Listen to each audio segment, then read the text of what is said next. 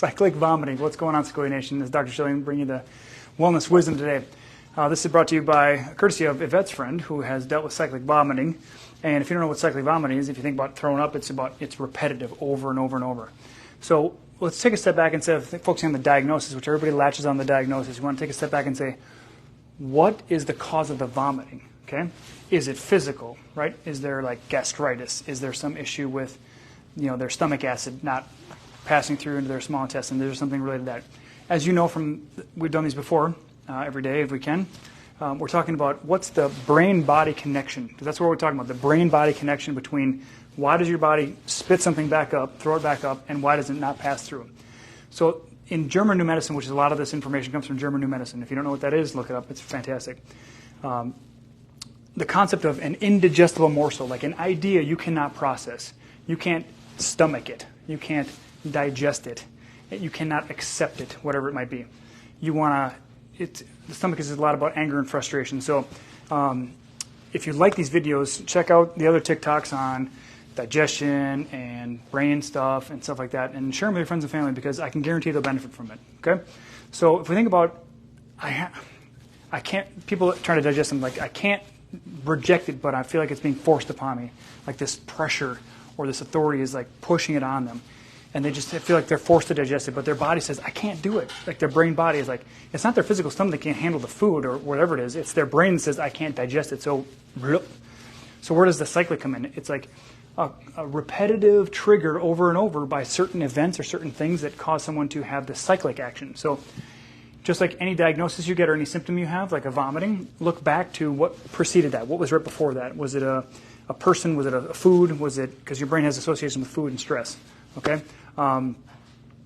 So when kids throw up, it can be like rejection of their parents. Like a child can reject their parents, or they're feeling rejected by them. So they're not feeling accepted, so therefore they're not able to accept anything from the outside world, from their parents, if you will. So when you think about vomiting, always take a step back and say, was it really the food or the drink that caused that, or was it really related to the fact that I just can't stomach it? It's just so nauseating. So that's really, I want you to focus on that. It can be loss. It can be like, take anything you want. I couldn't handle the idea of losing my job. I couldn't handle the idea of losing my partner. I can't stomach the idea of being forced to do something. So basic bottom line is coming back to being forced to do something, being forced to swallow something. You have anguish about it. You feel like this terror, like, oh my gosh, and it gets in the pit of your stomach, okay? So that's the understanding behind it. Now, for Yvette's friend, I would say look at your life and start taking a journal, and every time you have a vomiting spell, you want to write down, like, where am I? Who was I thinking about? What was I eating? Things like that. They gives you some action steps to say, what am I processing? Because that's going to tell you where the brain has the disconnect with the body, okay?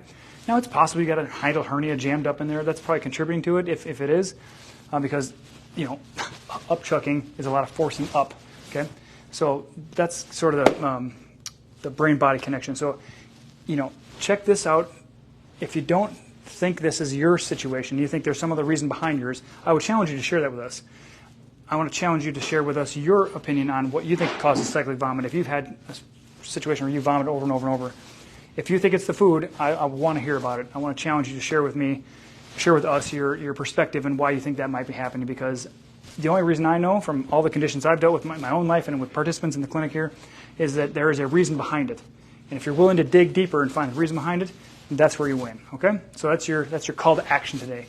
Dig in, share with us your thoughts and your ideas about how this might be affecting you and someone you might love or someone you love. And we'll look forward to seeing your answers, and we'll respond to them later. All right, guys? Have a great night. Bye-bye.